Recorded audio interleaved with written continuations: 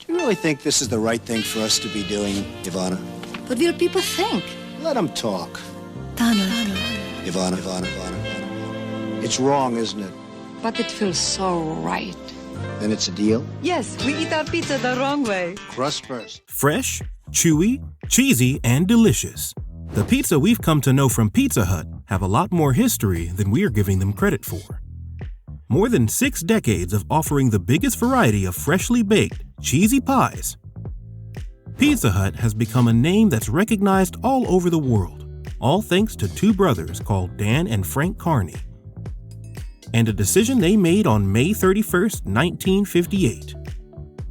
With barely any knowledge about pizzas and $600 in their pocket that they borrowed from their mother, Dan and Frank took their best chance and made themselves an empire out of practically nothing, and eventually sold it to PepsiCo for $300 million.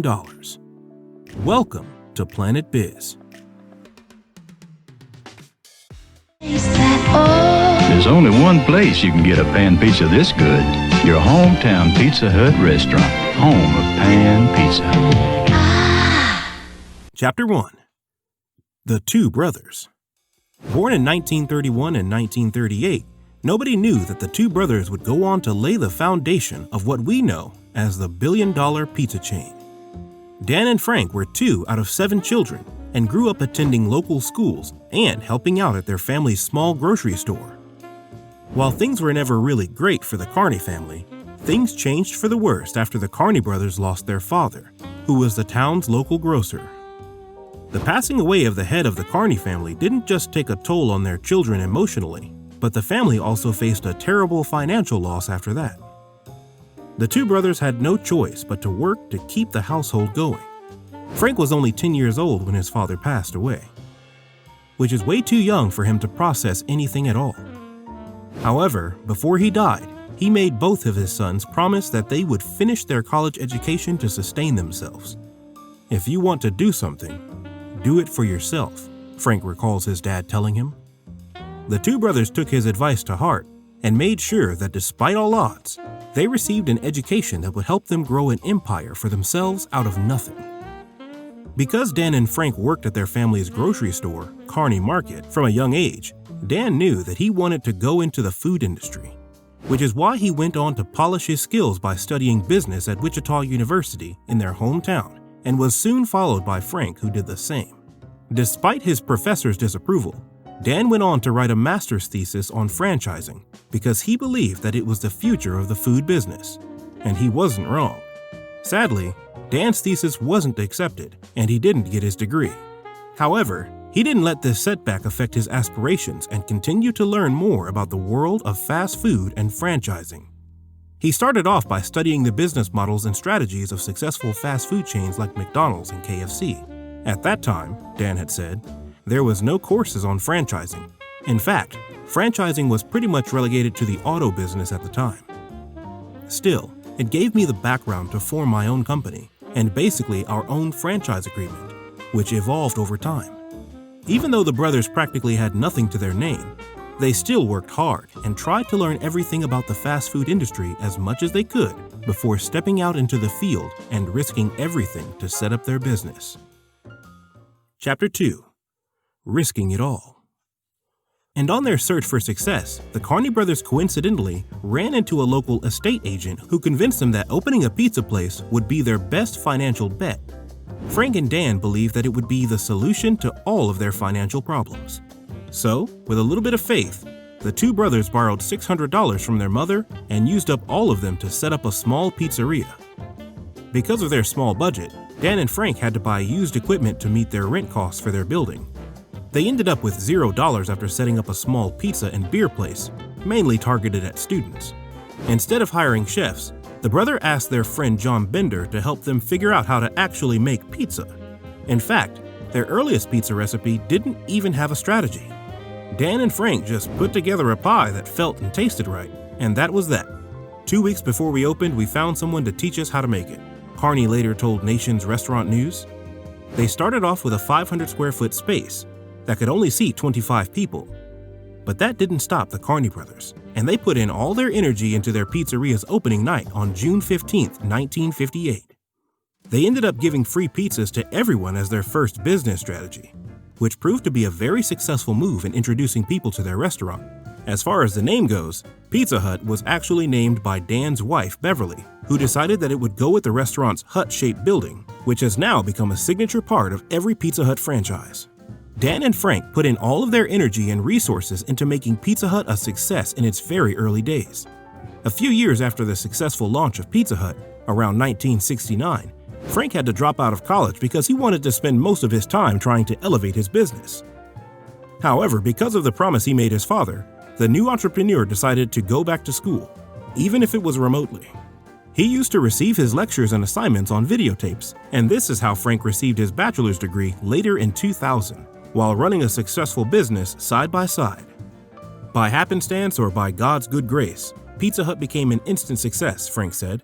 Despite Dan and Frank not knowing anything about pizza making, they were able to turn Pizza Hut into a local success. By 1964, the Carneys had developed a branding for the Pizza Huts, establishing the familiar huts with red roofs that we know today, and because of that, Pizza Hut had opened over 145 outlets by 1966.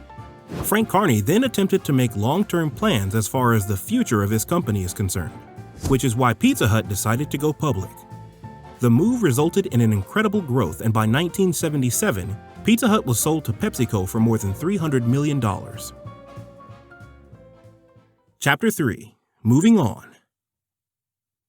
While Dan moved on from Pizza Hut to become a venture capitalist and stayed out of the limelight after that, Frank stayed back as the president and a member of the board. In 1980, Frank Carney decided to leave his business behind and move on to other things.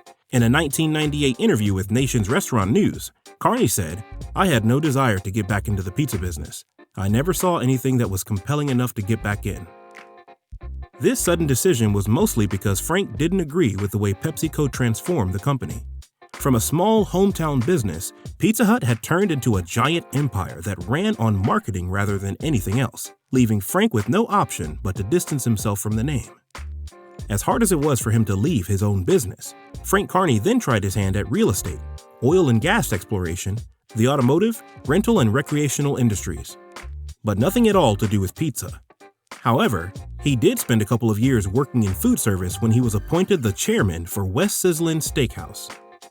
In 1994, he was named vice chairman of TurboChef Inc., a company involved in the design, development, and manufacture of high-speed cooking systems for the food service industry.